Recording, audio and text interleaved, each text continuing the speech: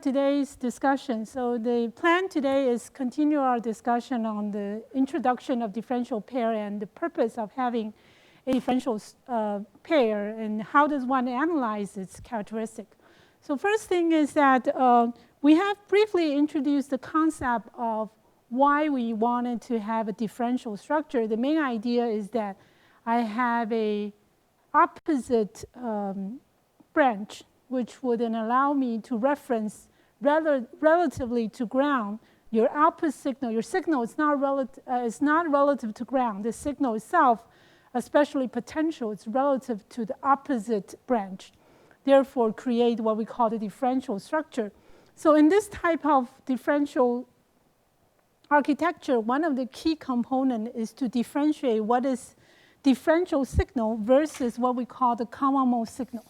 So what is typically being designed is to make your signal, this is the actual signal. You want to have your actual signal to be created differentially.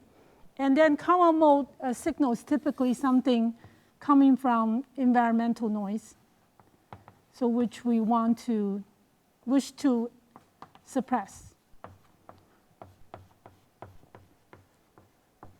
So we're going to talk about that. How does one analyze a differential structure in terms of how does one define what we call differential signal and common mode signal in a differential architecture.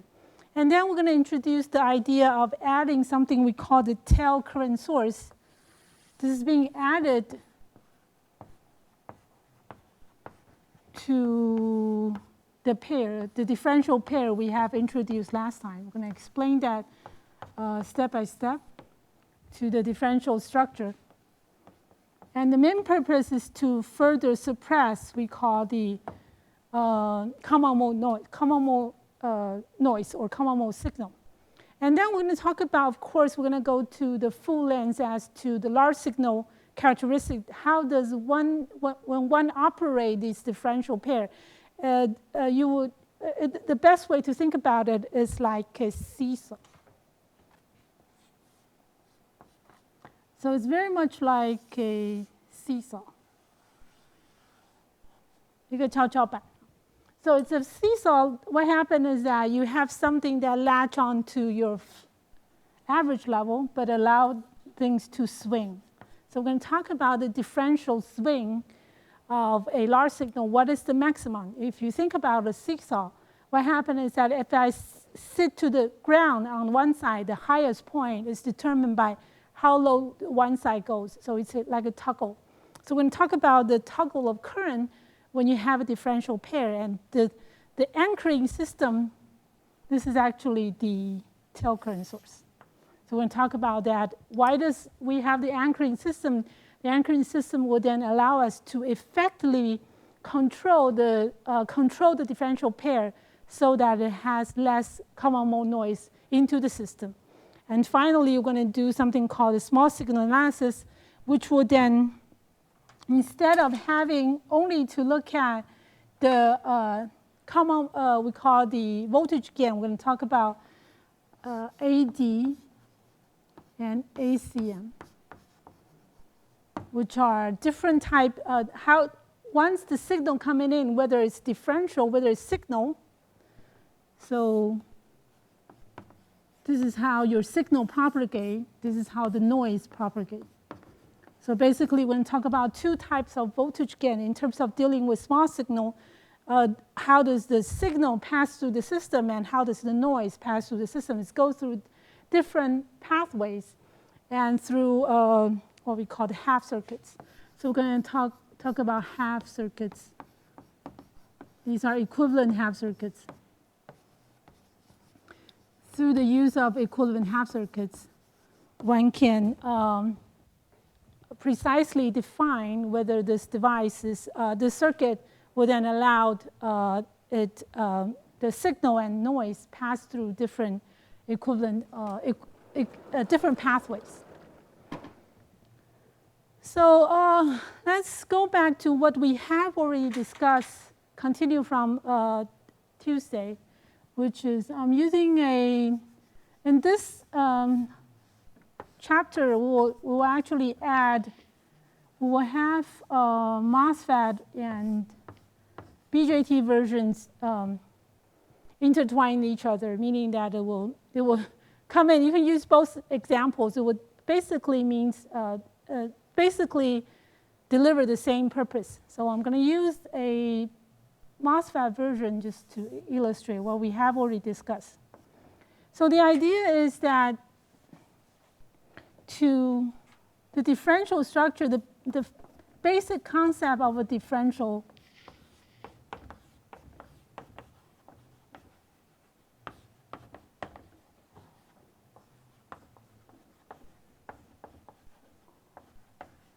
is to create an identical branch, a copy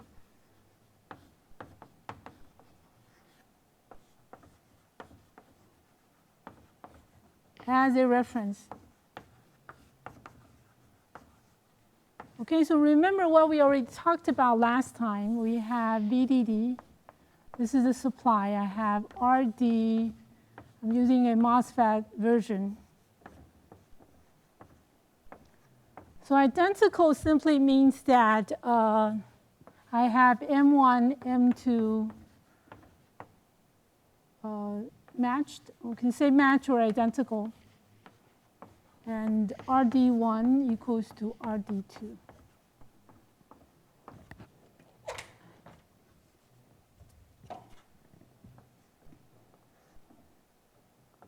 So instead of having, I'm just going to discuss the AC signal.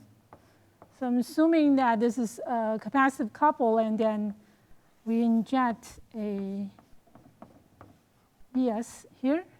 And as we discussed, we want to inject the counter minus Vs, so that the signal coming in from two branches is actually the opposite of each other, meaning that if the signal coming in is,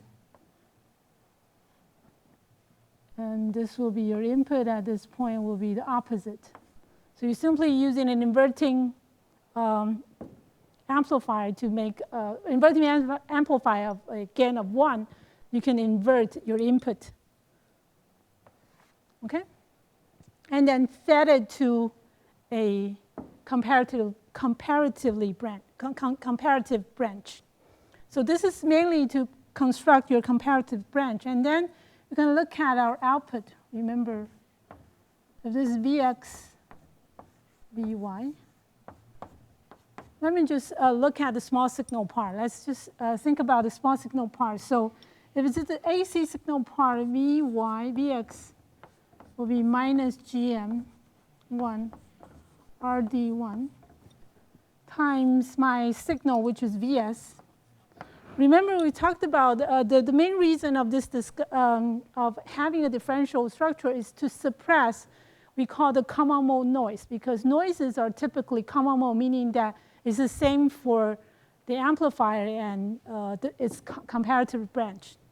So let's just inject the noise. The noise coming from the top is Vn. There's Vn1 from the source. There's Vn2 from the top, and there's Vn3, because these are all referenced to ground. So there's Vn3 from the ground. So based on our previous calculation, this is Vs plus Vn1 plus Vn2 plus Vn3. So we assume that all the noises Vn1, 2, 3 are typically referred to as the common mode noise. Common mode simply means that you experience the same noise as I am, so it's common to both branches. These are common mode noises sources. Okay, so it should be identical for the branch experience on the left, and identical on the right, the noise it experienced. So Vy is my Gm2 Rd2 minus Vs plus the rest is the same.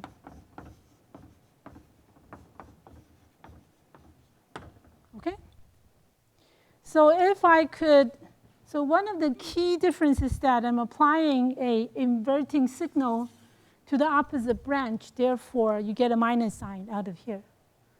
So if I extract differential output, so my differential output signal, if I define it as Vy minus Vx, then what happens is that you will get, and because these are the same, I forgot to say, we already highlighted. Because they are matched branches, therefore GM1 equals to GM2 equals to GM. RD1 equals to RD2, RD. Okay? So if this is the case, then you will get all of these components, when it's common, they cancel each other. Y minus x, just to make it positive. So eventually you get rid of this as well, because they amplify the same factor. Therefore, eventually what we get is GM RD times Vs, 2 times Vs. Okay? So the ultimate results tell us that you would then get your signal, which is pure, has only responded to signal itself. So if I define this as my differential output signal, differential output, so you would then have your differential output signal, which is independent, or we refer to as a noise-free signal. Okay? So, so that's what we discussed. I'm sort of reviewing what we discussed last time. So basic idea is to create an identical branch. As I said, the main assumptions or the main design target is to have, to enable this to happen, you need to have matched branches. The second thing is that you need to make sure that your noise are common mode, meaning that it's the same for you and for me. So you can come back and revisit these assumptions. But so for the differential signal, we define something called VID as the input, the difference between the two. So we define as V in 1 minus V in 2. Okay? And you can also define something as the output differential signal, which is VOD, which is the output signal. The differential output signal will be VO1 minus VO2. This is by definition whether you want to keep it as 1 minus 2 or 2 minus 1. It doesn't really matter. It will give you whether a differential gain of positive or negative. So then, last is differential signal. So you define something called, let me write it down, what this is. This is, VID is differential. So first of all, you have differential, let me just be clear, differential input signal.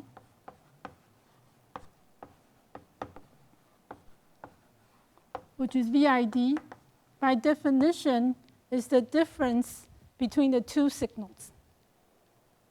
And differential output signal in terms of, second is the differential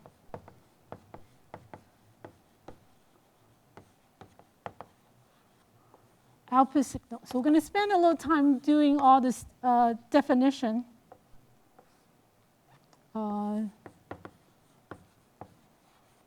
It's called VOD.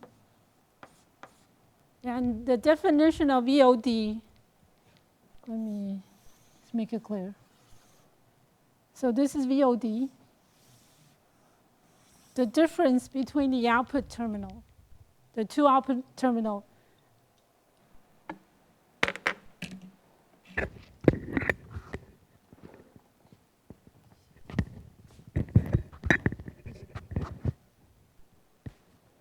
Okay, good.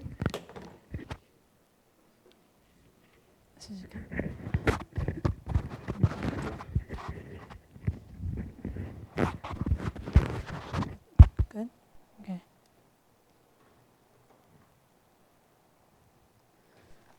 Okay, let's continue our discussion. So we start with all the definition. You'll come back to see the purpose of this later. So lastly, we're going to talk about, of course, there's common mode gain. Therefore, is that how well does the common mode signal propagate through an amplifier? Voltage gain is defined as VCM. By definition is VOCM divided by VICM. Okay? So once we have all these, we'll get a sense as to what we want in designing to ensure that your differential, as I emphasize, differential is typically your actual signal. Actual signal. So differential is typically carries Vs, which is this actual signal we wanted to be amplified through this differential amplifier. And common mode signals are typically, as we discussed, Vn, Vn2, Vn3. Noises are typically come in to both sides identically. Therefore, what we want is to have maximum differential gain, minimum common mode gain. We're going to talk about that. So let's go back to this example. And let's look at how does this differential and common mode gain, if you use differential common mode definition. So if I'm using this, my input being 1, well then can be represented as is Vi common mode plus a small difference which is 1/2 of your signal. We know that 1/2 of Vd, based on the circuit on the left, is actually, we know Vd is Vs minus Vs. So your signal is basically Vs. 1/2 of a overall differential signal is actually Vs. This is another half. Okay, so this simply means that you have a noise. This is the same as Vn1 plus Vs. Because I know 1/2 Vs, 1/2 Vd is Vs. So Vn2, this is also common mode. Start with the average, which is Vn1 plus minus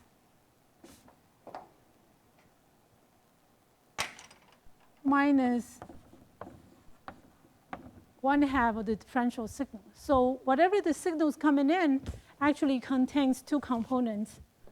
One is noise, the other is the signal. And the signal goes the opposite direction. It's being deliberately made to be added on as an inverting part, fed it into this differential structure. Okay? So if I'm using this, based on the definition of that, my output signal, VO1, should be a voltage gain. We know the voltage gain AV here. For one side, AV equals to minus GMRD. So I'm just going to use AV because both sides are the same, identical. AV is minus GMRD. So you times the gain of, sorry, I should use VID to be, because there's input and output. So this is VID, input, 1/2 that input differential signal. This is VID. 1/2 the input differential signal. Okay? So this will then amplify VID and amplify V comma, a VICM.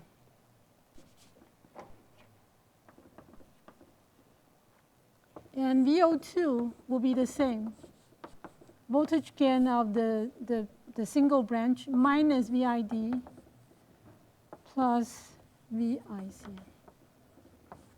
Okay? So I have two branches which is amplified both signal because they're add-on onto my system. Therefore, it actually has the same amplification effect. So this will then tell me that my differential gain, AD, by definition, my differential gain is AB, VOD, VID. So the difference between the two will be AV, AV, VID, divided by VID. Therefore, the gain, not surprisingly, is the same as a single branch of amplifier. The differential gain of the system is the same as a single branch. And its common mode gain,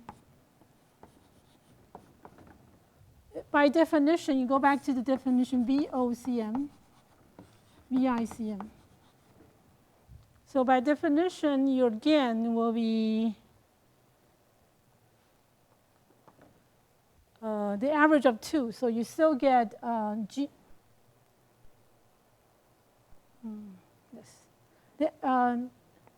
VOCM is the average of 2. So if you average this 2, will be AV, VIA, VICM divided by VICM.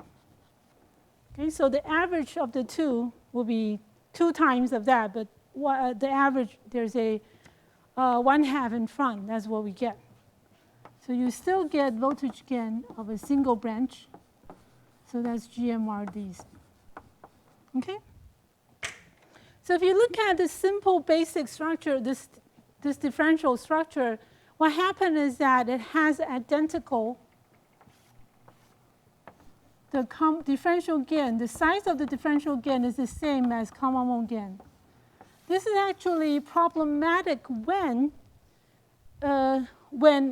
your noise is very high. If my common mode signal is very high, what may happen is that even though my differential signal can cancel out noise, but if the gain is high, so the first observation is that it amplifies both the signal and the noise altogether. Therefore, even though I'm taking out differential signal, but the noise still propagates to the output. The other thing is that if VICM is high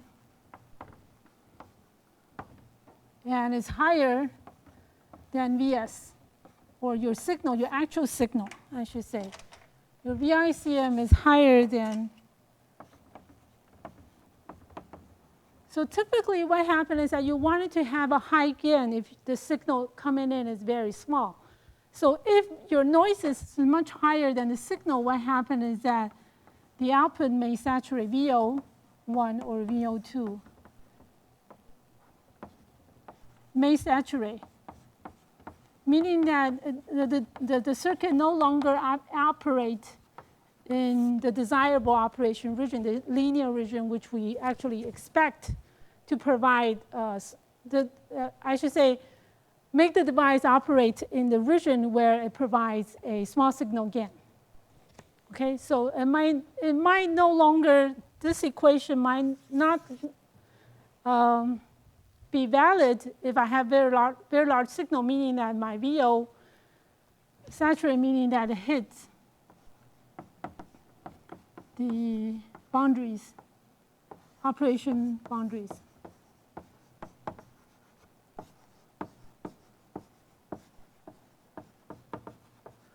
Okay, so the target is that I actually don't want, even though I can cancel it out when I carry out differential output, but this is at the presumption that your noise is not being amplified so that it will hit the wall.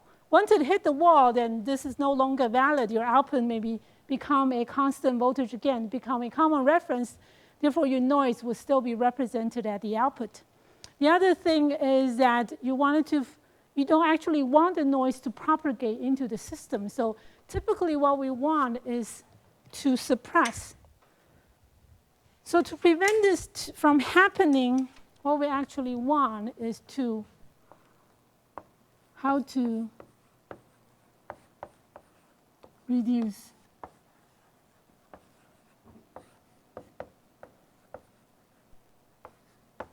So that your signal is being amplified, but the signal, meaning that the differential part is high, reduce while ADE maintains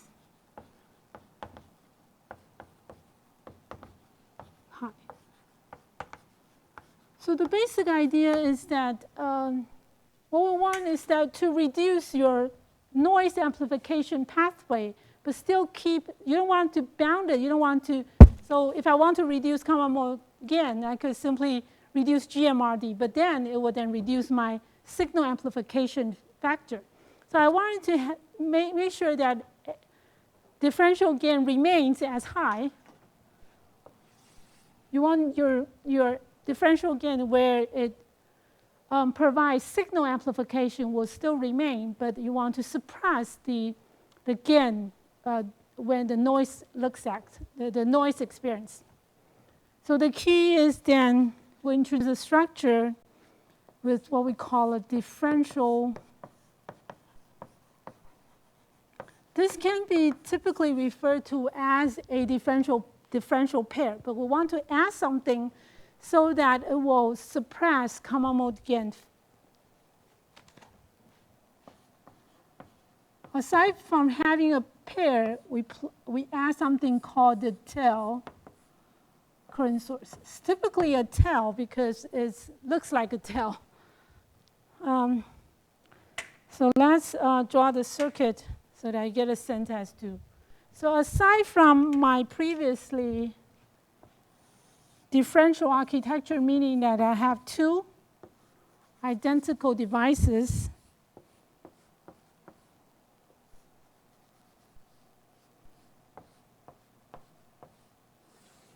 I have two identical devices. Instead of common the sources to ground, this are the same loading, the same transistor. I'm just going to, let's say, these are the same transistors. So instead of connecting the source to ground, we add a tail. A tail, just a tail. So really a tail. So this looks like the tail of a ray. Okay?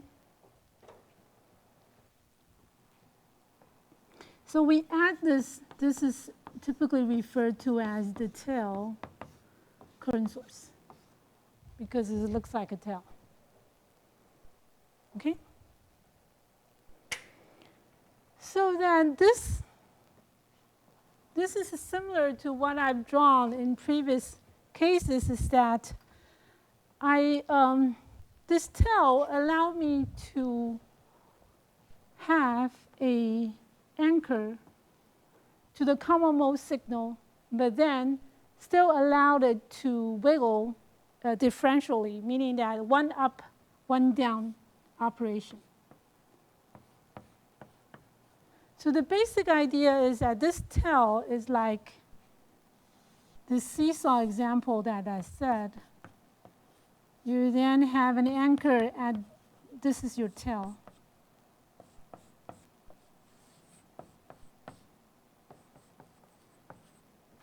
You anchor the point so that you would allow this board to swing up and down, one up, the other side down.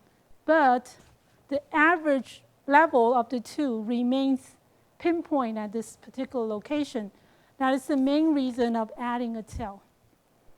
So by having this type of structure, we're going to explain how you look at this. So your output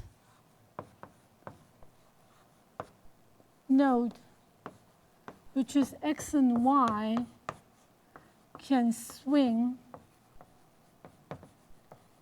in opposite direction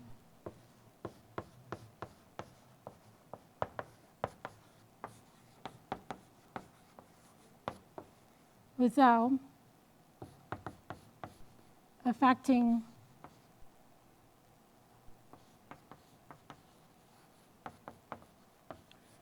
the total current.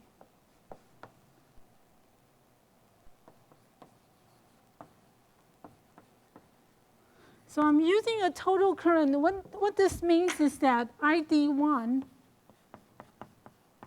this is ID1, ID2. Let me still use 2s, just to be clear. Everyone should know that these two are matched or identical devices. So I have ID1 and ID2. So this setting will then forces ID1 plus ID2 to remain constant. Okay?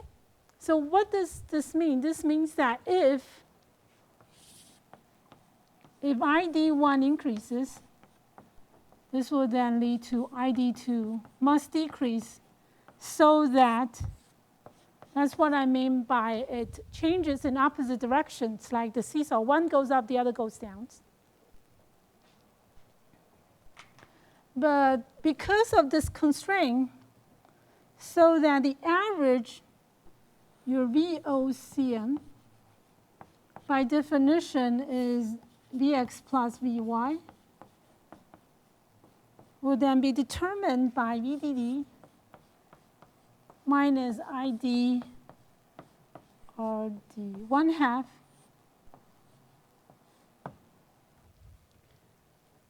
I should say ID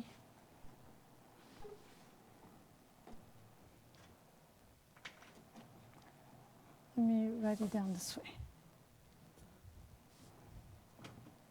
Let me go slowly. So Vx equals to VDD minus ID1 RD. Vy equals to VDD minus ID2 RD. Okay? So I'm simply inserting that back into the output to look at my output common mode signal, which is the average of the two, will be VDD minus ID1 plus ID2 RD. And we know that by this setting, no matter how this seesaw swing, the current is pinned at ISS. So ID1 plus ID2. Sorry. Therefore, this is ISS. So this equation will be VDD plus ISS RD. So what does this mean? This means that your voltage point, the output average voltage point, remains the same once my ISS is being set. As long as my ISS can remain constant throughout the overall operation, then the average location of these two outputs, the average point of these two outputs will remain the same. So this is like having this anchor of this on your seesaw. So once I attach this anchor, if you want to lift the board on both sides, it's being stuck because of this anchor. If you want to press it down, if your seesaw remains flat, if you want to press it down, it wouldn't move because of this anchor. So this anchor system would then very effectively suppress common mode noise because common mode signal does not come in. I could effectively suppress this by having this tail current source applied. Okay? So let's look at how much reduction can be achieved on the common mode noise. So how does one test how well your seesaw hold on to its average height? It's the same as common mode level. So let's look at common mode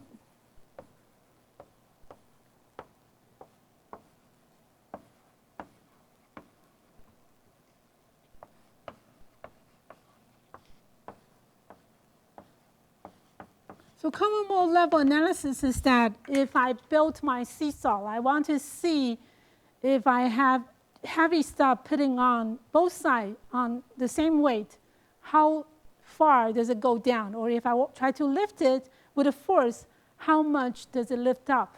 So how well the anchor is being made. So how does one test this? The way one tests the circuit is like this. Remember, to test its common mode signal, you want to inject the changes equally on both sides because this is the common mode operation. So this is when I apply an ISS, when I attach a tail. So the tail is being attached, meaning that it's being fixed. Okay? I also have two transistors and loading, identical loading, VDD. So this is my architecture. The way to test this is to connect these two. So on both sides of your seesaw, you want to apply the same amount of weight. So you could tie them together and then apply the same amount of disturbance. We apply this as VICM. You apply a disturbance to the system. Okay? If you look at the DC component, we know that it will be fixed at a particular location. But if you want to look at in a more small signal equivalent, this is coupling capacitance. So we could view this like that. Because they're identical, meaning that both sides will then share this current because they're identical, meaning that in common mode operation, one of the observations is that because let me highlight this.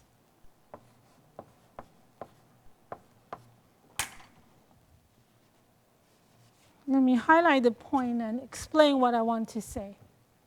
So because my gates are connected together, the sources are connected together, this is the same as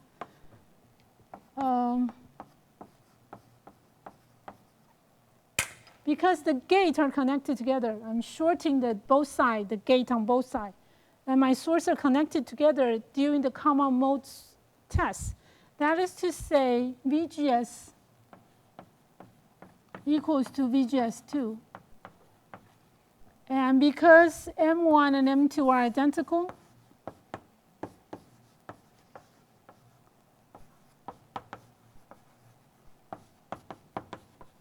so this would then suggest that ID1 would then equals to ID2.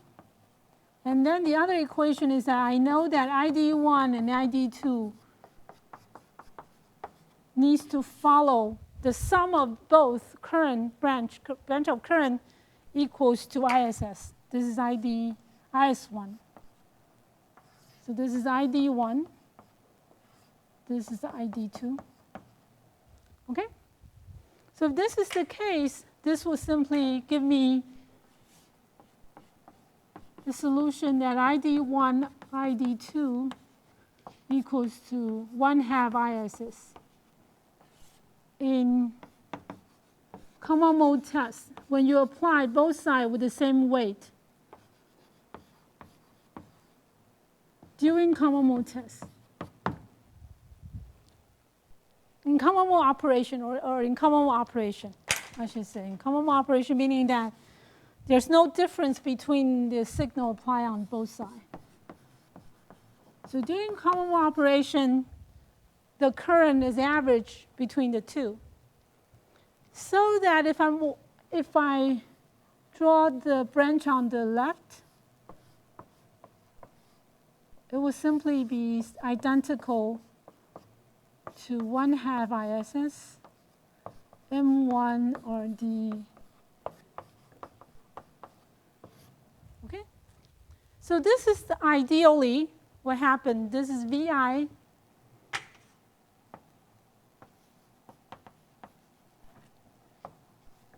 This is VOC. So we call this equivalent half circuit because this is identical to the branch on the right because it has the same current.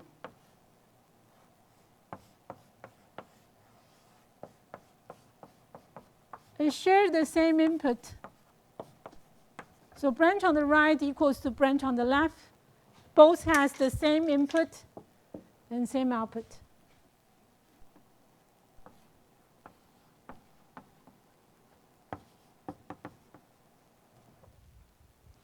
Okay? So this is what we call the common mode. You can just pick one because they're identical. So this is called the common mode.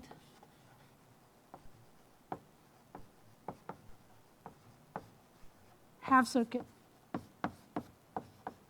Because they're identical, so we only need to look at half of them because we're looking at the relationship between output and input. Remember, the whole purpose of this analysis is to find out how well it suppresses common mode gain. So the next thing is that we're going to look for what do you expect the common mode gain is. It's actually VOC, and by definition, VIC. Okay? So we're going to take a break for 10 minutes, and we'll come back and answer this question as to what is the common mode gain based on this equivalent half circuit.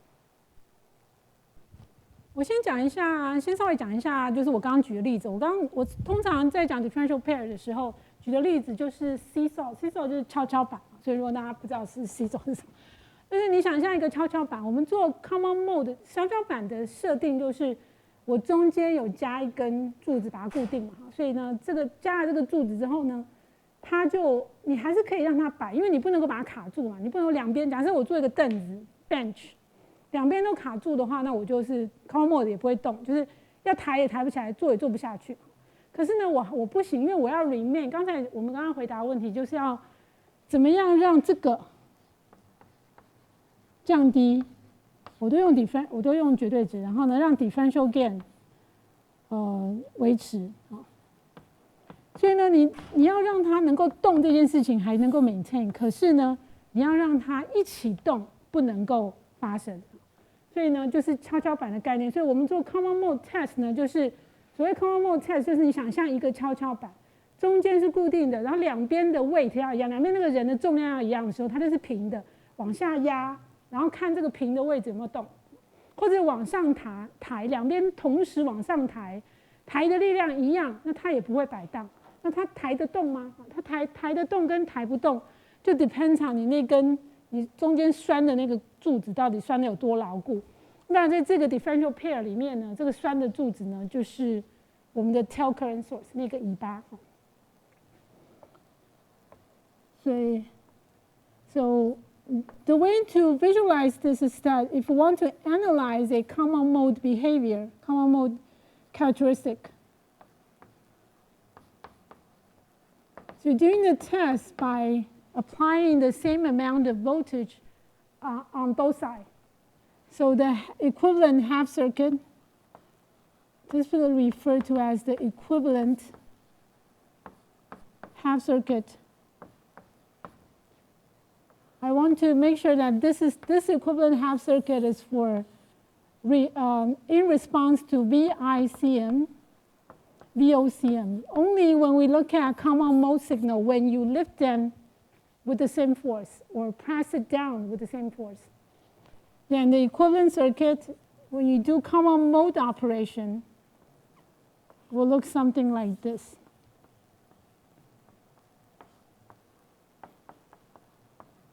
Okay?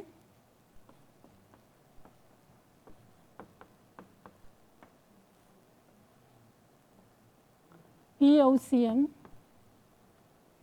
I'm still ignoring the DC component. We're only investigating the AC component. So the equivalent circuit will be something like this. And because this is a current source, we know that a current source, I have a current source. Let's say ISS has an output resistance, a fixed output resistance. So what if I separate them into two?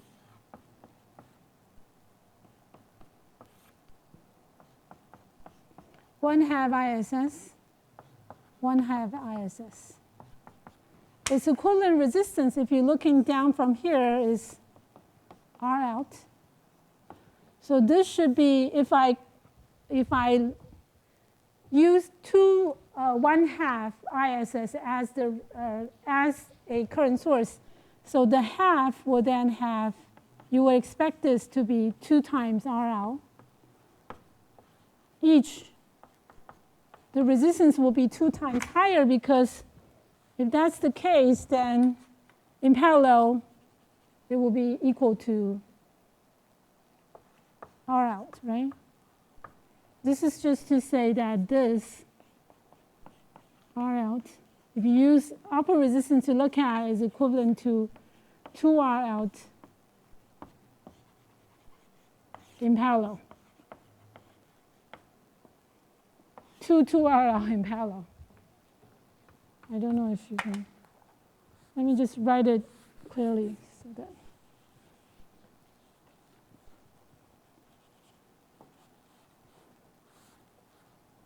Let me make sure my notes are clear. So this is equivalent to, assuming that 1/2 of the current source will then introduce a output resistance, which is double of that, double of R out, so that you get equivalent output resistance when you lump them back together. Okay? So this is to say that if I look at this in a small signal fashion, equivalently, it will be something like this.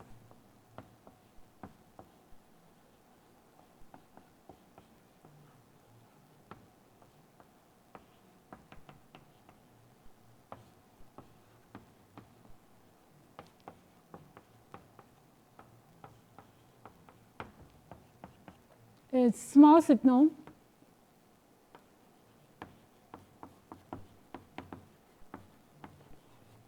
Equivalent circuit will be connected, I should say, sorry. The bottom tail current source will introduce a resistance effectively of 2R out. R out is the resistance, output resistance of the current source ISS. You cut it in half, separate them into 2 halves. 1/2 belongs to the half circuits, and therefore you would then have double the resistance. So then we can look at, if this is my equivalent circuit, then this is simply a common source stage with RS, where in this case RS is 2R out. Right? With source resistance, there is a resistance connected at the source, or source degeneration architecture. So that I could actually write VICM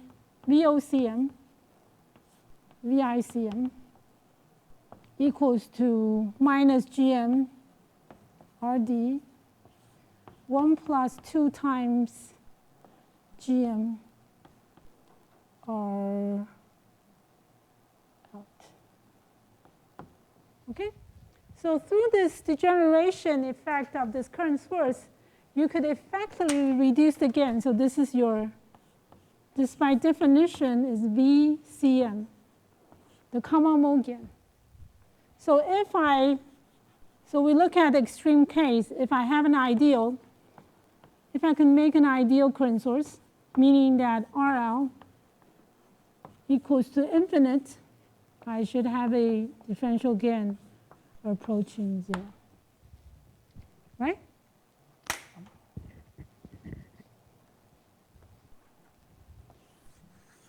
So this is the basic idea. You had the attenuation factor. If you're not an ideal current source, we still have significant attenuation factors so that my differential gain, my common mode gain, can be effectively suppressed. Okay? another way to look at this is that, let's write down the equation. So VCM for a differential pair is minus GMRD, its original differential gain, plus 1 plus GM R out. Okay, if this is the case, in most cases, we know that RL is typically high, or GMRL can be much, much larger than 1 in most cases, so that your common mode gain is approximately, let's look at the absolute value. You don't actually care the sign too much, because this is the amplification of noise. GMRD 2GM.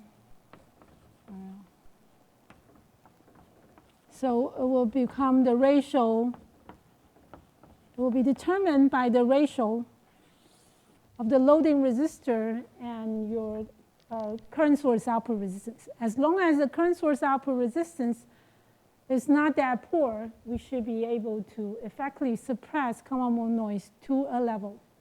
And in most cases, we want more, not necessarily always true, but more ideally, in most design,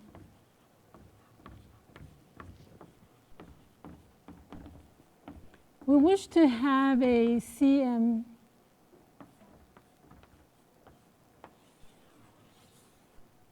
so that you want to design so that R out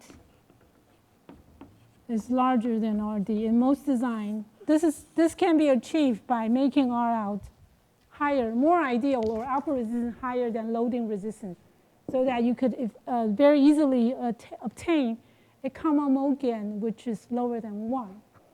And the reason for this is that the way to think about this is that common mode gain, remember, is the voltage gain provided to amplify resulting in amplifying noises.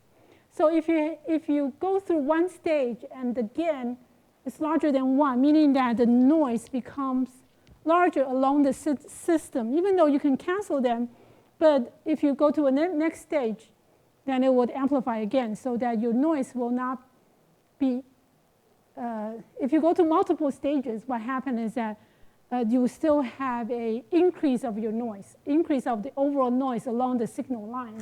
If I suppress it to under 1, this simply means that once it propagates, it will then be attenuated. Noise will be attenuated once I go through this particular stage. Then this is more effective in suppressing the noise propagation along the overall system.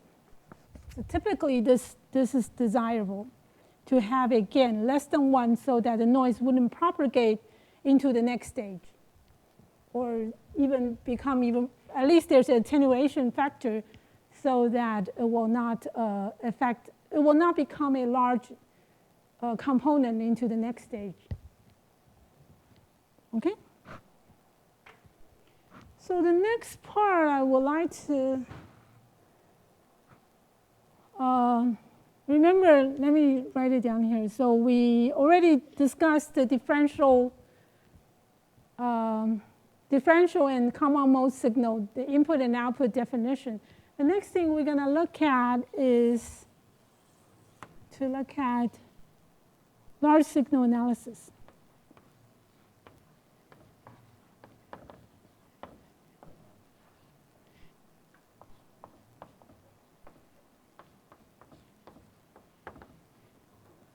Of a diff pair. So from now on, your typical diff pair will be with a tail current source. So let's go back to a BJT version once again.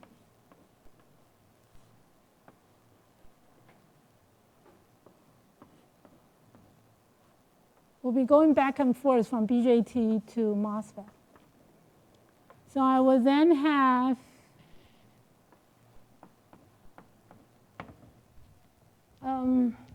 VCC, to be consistent. So if we go back to a MOSFET version, IEE.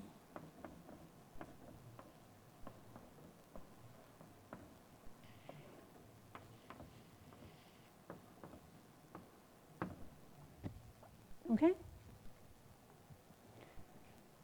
So when one investigates its large signal operation, basically we want to know where its balance point is before you test the seesaw. Its maximum swing, you want to first make sure that it's at its balanced state. So first thing we want to identify is that based on this equation, this is IE1. This is IE2. So first of all, IE1 plus IE2 equals to IEE. Okay? This is the KCL of this shared emitter terminal. And of course, when we look at how does this point X and Y changes, so the sitting side of your seesaw, how does it move once I start swinging the results? Okay? So first of all, in this discussion, even though it's IE, but it's still, we know that IE equals to 1 plus beta over beta IC. In this case, just to simplify, we assume that beta is larger than 1. That is to say, IE is approximately IC in the following analysis. Even though there's a 1 over alpha, we call it alpha, current gain ratio, but we just assume that beta is larger than 1, then IE should equal to IC. So that simply implies that the collector current, when it's summed up, is approximately the tail current is about 99% of the current is actually sum up to IE. Okay? So if I want to draw the, let's first draw the current. So to do the large signal transfer function, instead of having one direction, we actually, my input, instead of one input direction, I have two input, differential input. So look at our differential input, V1 being 1 over being 2. So if I start swinging the seesaw, this is VID, input, I'm swinging my input. Okay? So we start, typically, this is being drawn compared to two output. One is IC1. You want to see how much current going to the left, or how much what's the percentage of current is going through from the left branch, or what is the percentage of current going to the right branch. Once you toggle your input, V in 1 minus V in 2. This is also VID. Okay, so to start, you typically want to, so we want to plot both the collector current changes and also the voltage changes, Vx and Vy, as you start swinging the board. So first of all, I want to start with the balance point. This is the common mode point. When VID equals to 0, meaning that input 1 equals to V input 2. So this is the common mode point. So at this point, I know the current level for IC1. Let me use this just to follow the color. So this is IC1, IC2. So we know that at the balance point, IC1 equals to IC2. So it should be at this point. Your yellow and the green are at this particular balance point. It should balance at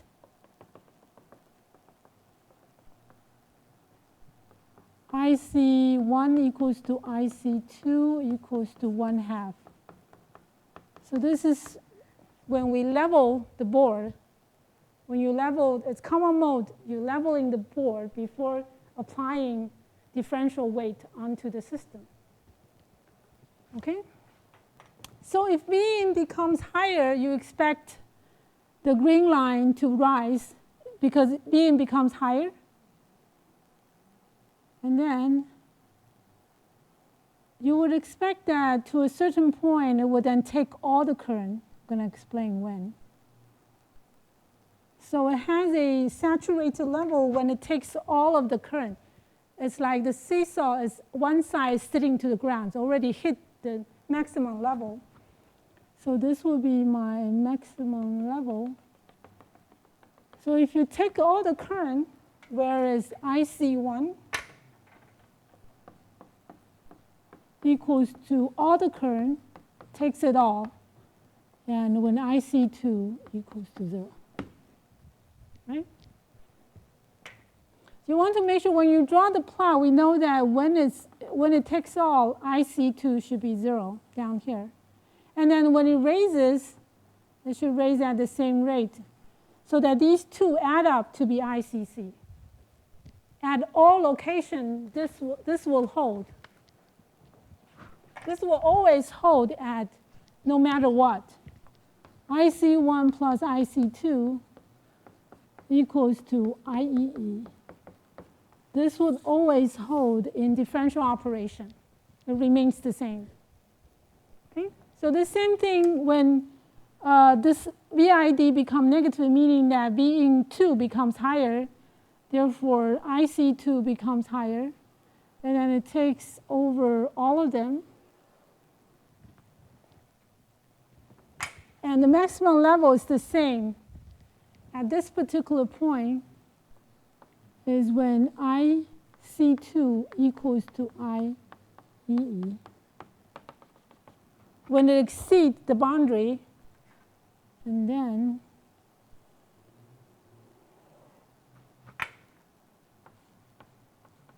IC1 becomes 0. Right? So if I look at way past the swing, way past this operation region, it's supposed to be symmetric. Let me make sure that looks symmetric anyway.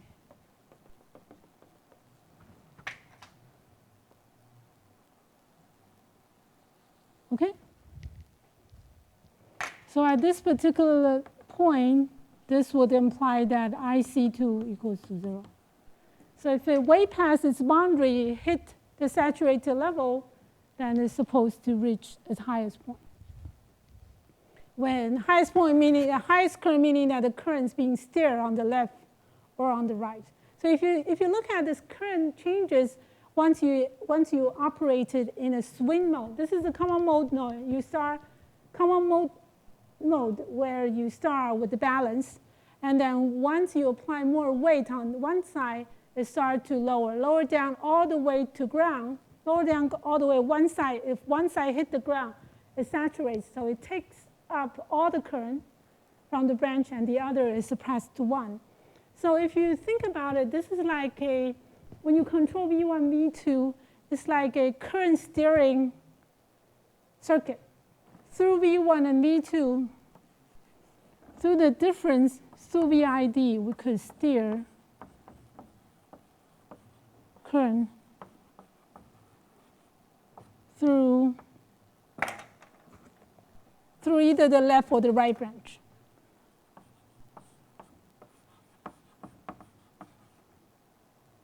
Let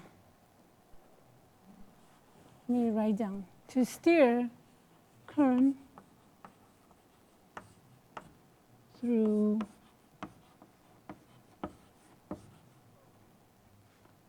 left and right branch. So you can steer the portion, how much is being steered on the left or still on the right, or you can take it all the way to the, you can do the steering all the way to the right, ultimate to the right, meaning that it takes all, and the other side will be 0. Okay? So the next thing is that we can also draw x and y, Vx and Vy. So Vx, Vx, and then Vx and Vy. So if I want to draw Vx, I need to write down the equation of Vx. So Vx simply equals to VCC minus IC1 RC. Vy equals to VCC IC2 RC. So the Vx and Vy will simply follow the amount of current being steered under this pathway. So when the current on the left branch increases, what happens is that your voltage will then, let's get the balance point first. So what is this balance point? Remember, the balance point is that IC1 equals to 1/2 IEE. So your balance point for both the green and the blue is the same. So you first label, to draw this plot, you first label your balance point. The balance point when Vx equals to Vy equals to VCC minus 1/2 IEE RC, right? Yeah.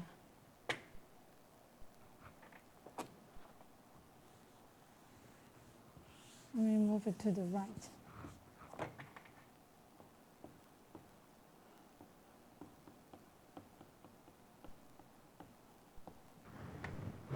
Let me move the equation to the right. So Vy, so VCC, IC2, RC. Vx, VCC, IC1, RC. Okay?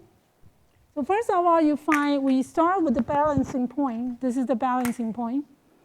And then remember, it's corresponding to IC. So as current increases, your voltage drop. So if you're drawing the blue line, the voltage drop all the way down until this is the same cut line. Let me use this.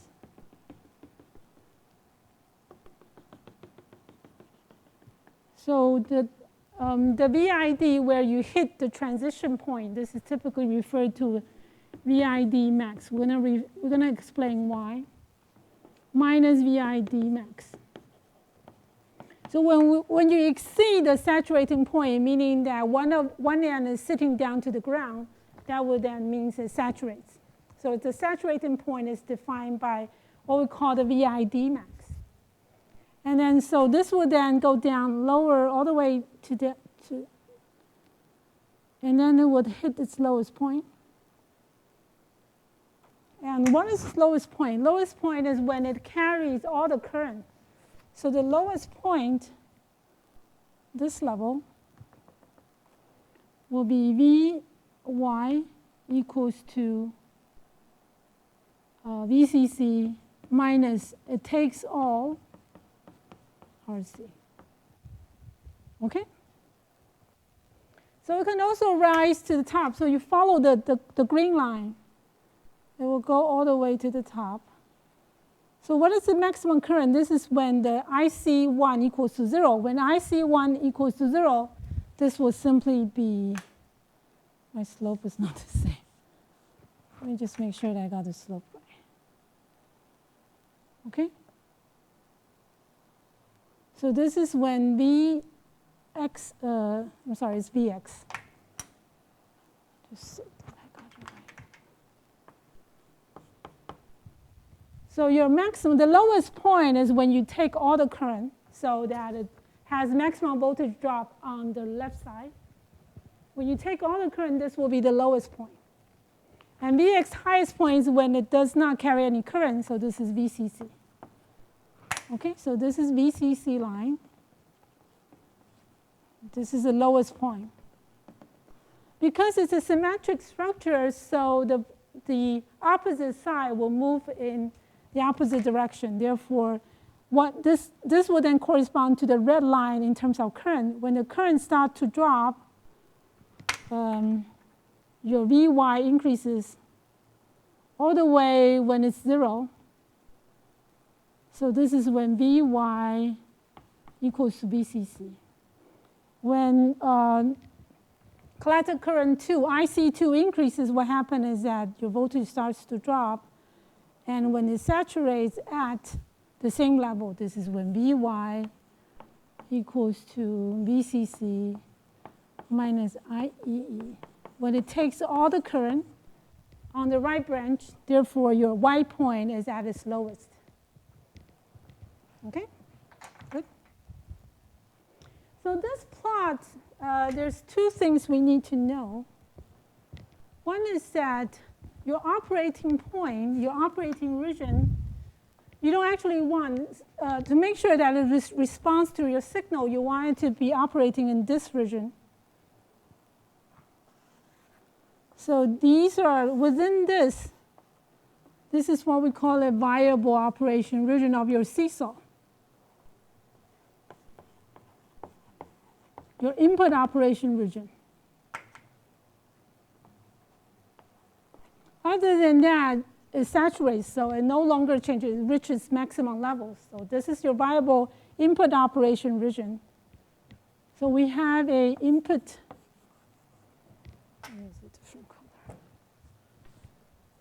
We could, through this, we can get a input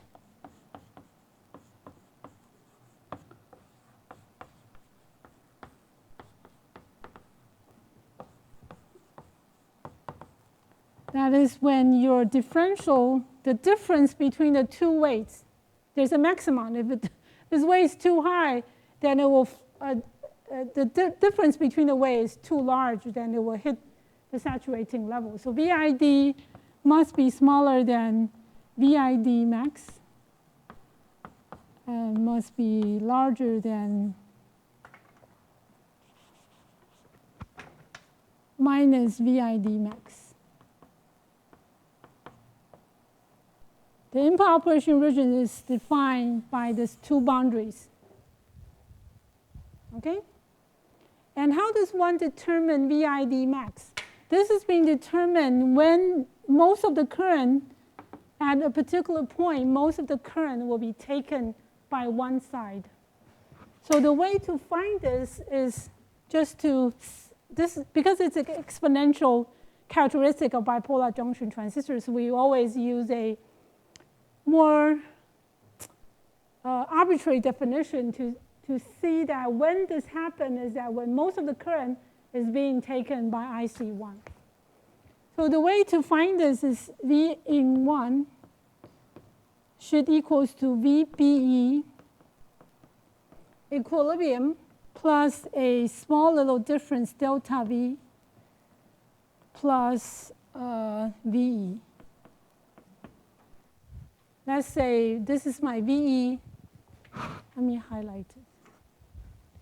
This is the emitter voltage, emitter point voltage. This is, we've called the VBE at equilibrium. So you need to apply a equilibrium VBE so that it will carry the balance current. So V in 2 is VBE, Q meaning that it's at the balance point. So one side you apply a positive, the other side is negative. So in this case, my VID is delta V. It's the same as delta V. I'm defining it as delta V. And VBEQ is the current, is the voltage required to conduct 1/2 the balance current. IS is the reverse saturation current of the bipolar junction transistor. Okay, so this is the balance IC.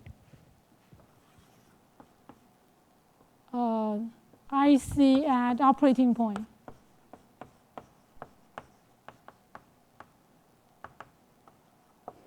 in a differential pair, where is your operating point? You always want to stand at the center. So this is the operating point. You want to stand at the center so you can move in either direction. It's the same as when you play seesaw. You start with a flattened board. You start with a balance point. So you start with this balance point. This is the OP. This is your operating point or quiescent point. Okay, so once we know this, so IC1, let me write it down. IC1 is IS. The divisors are identical, exponential. I'm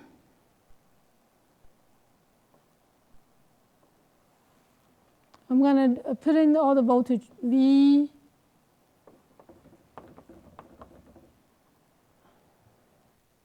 VBEQ plus delta V, 1/2 delta V, divided by VT.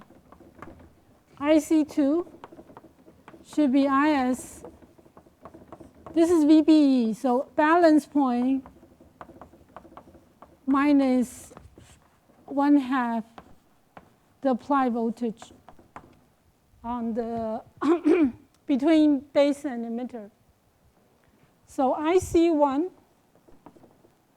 IC2, the ratio between IC1 and IC2 can be expressed as exponential. So this divided by this. So we get exponential VT delta V.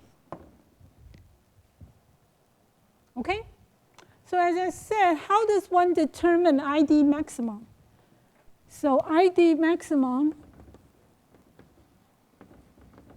is actually the delta V level where IC1 versus IC2 reach a critical point, which is, we define it if this is like 50 times higher.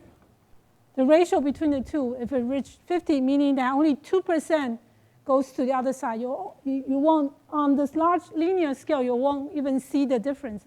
It's close to, so this is, when I define this, this is only, at this particular location, this cutting point, this is only 2% of IEE. And this will be approximately 98% of IEE. So the ratio will be close to 50. So the ratio between the two is about 50. So if that's the case, we define this as the delta V, where you're creating a current difference between the two, which is 50. So that you get, this will then be VT ln IC1, which meets the 50 requirement. So this will be 25 millivolt times ln 50. Will be approximately 100 millivolt. Okay? So this is sort of how we define. It's more like when you plot it and you see that at this particular point for exponential ratio, then for 50, for the ratio about 50, you would then reach 100 millivolt, which means that for a bipolar junction transistor differential pair, this is approximately your operation region from here. This is minus 0.1 volt. This is positive 0.1 volt. And interestingly enough, it's independent of other parameters. It does not depend on the size of transistor. It does not depend on your biasing current. It only depends on the ratioing of the exponential factor. So if you have a bipolar junction transistor, no matter a differential pair, no matter what your RC is, IE is, your input range is typically limited to between the two.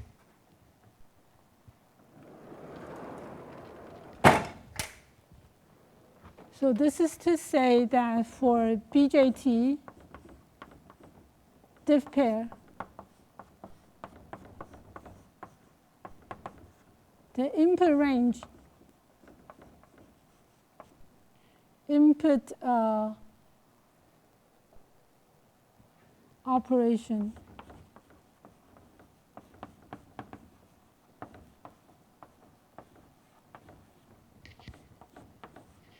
is just minus 100 millivolt to 100 millivolt. It's independent of all other device or circuit parameters. Okay? So what does this imply? This implies that if I'm trying to draw my output response, so if I want to draw VOD, if I define my output response as Vx minus Vy, which is my output, differential output,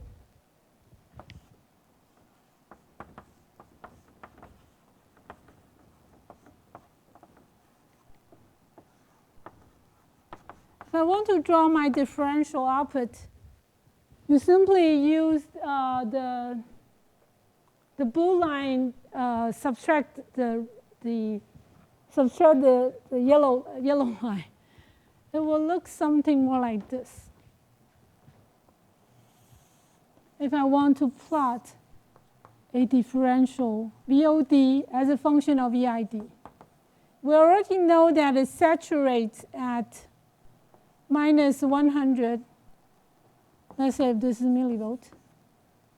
This is 100. We already know that it's saturating or turning point. This is 100. Give me a little time. Okay? So what is the maximum difference when it exceeds minus ID maximum? So it's Vx minus Vy. Vx minus Vy is ICC RC.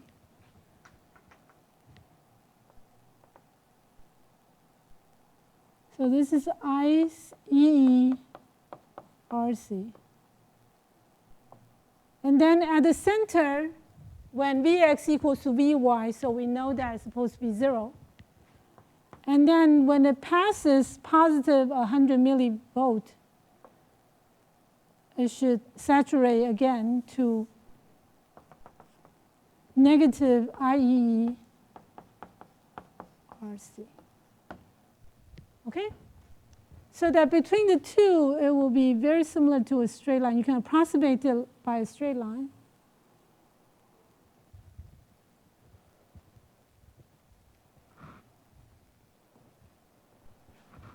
But we know that the gain will be, this is my operating point, OP point.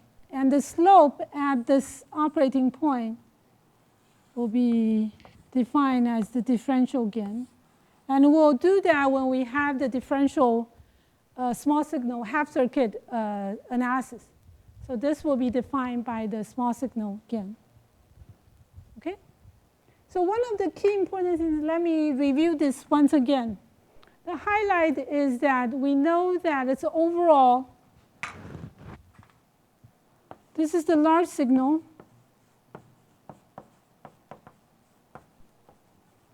Differential. When you operate in differential mode, characteristic, I should say transfer curve.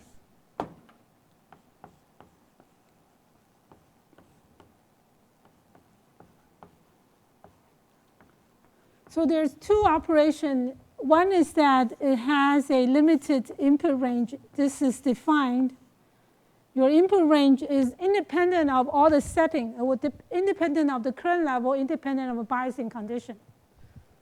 So the input range minus 100 to 100 millivolt is true for all BJT pairs. If you don't do any changes, So we know that the input limitation is just typically within the range of 100 millivolts.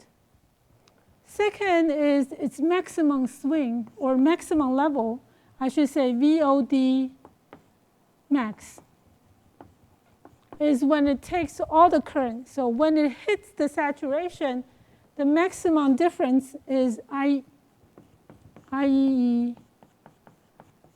RC. And VOD minimum is minus IEE RC.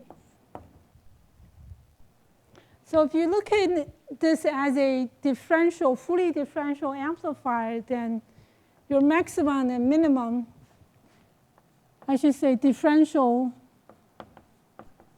maximum, I should say differential output swing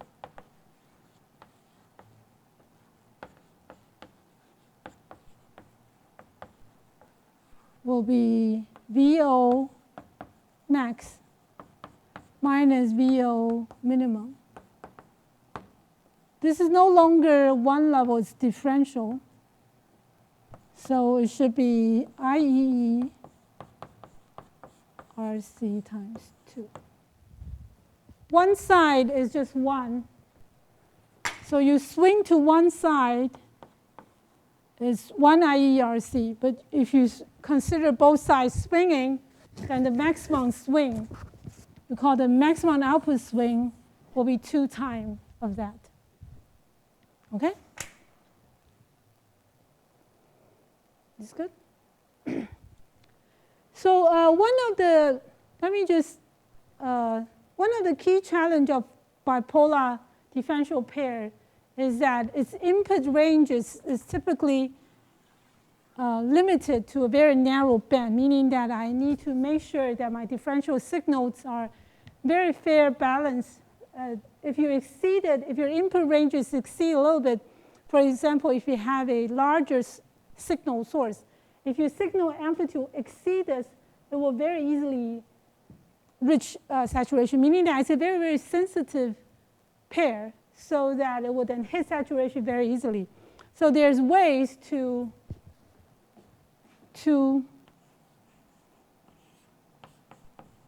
increase input operation range, input signal range. The way to do this is that because this margin is the same, the way to do this is to reduce gain. To increase operation range, one of the ways to reduce gain or reduce sensitivity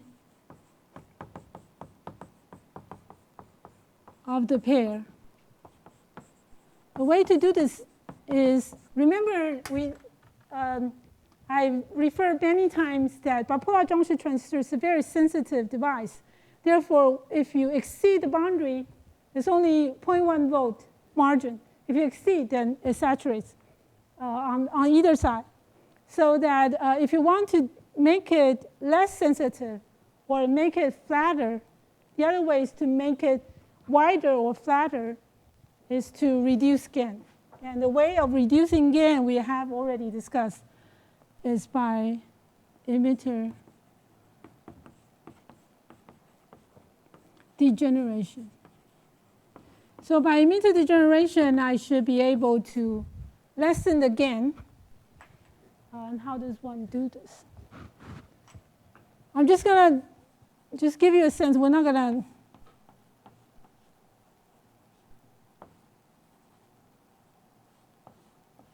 the way to expand this is by adding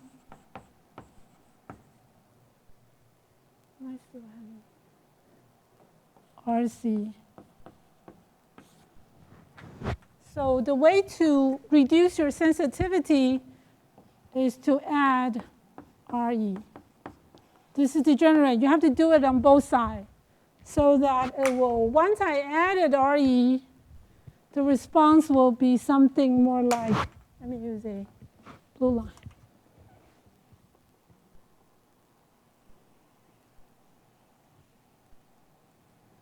As I said, your maximum swing remains the same, but the slope becomes flatter. This is when RE is added.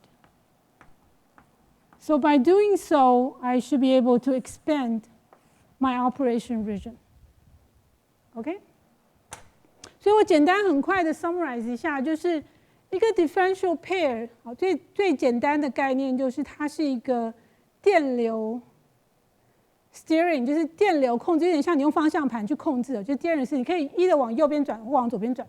所以你可以看到我们在分析它 large signal 的特性的时候呢，我们第一个就是看它什么时候所有的电流都走左边，或所有电流都走右边。那因为 bipolar junction transistor 是一个 exponential 的 equation， 所以你很难去定义说什么叫做零，因为它没有零发生嘛，它是 exponentially turn off。所以我们就是用电流的 ratio 去决定，到什么点上我看起来已经有譬如这个超过50%。那如果你用50%去定义的话，大概如果一个 differential pair 的话，它大概操作的范围就是 within 0.1伏。那这个0.1伏非常有趣的就是，你可以看到它跟什么都没有关系，就是你没有办法透过任何的设计，它只是 exponential current 这个 steering 这个 module 它本身的特性，也就是说你没有一个 parameter 去控制它，就是你从0.1到1伏啊，就负0.1到0.1伏这件事情是固定的。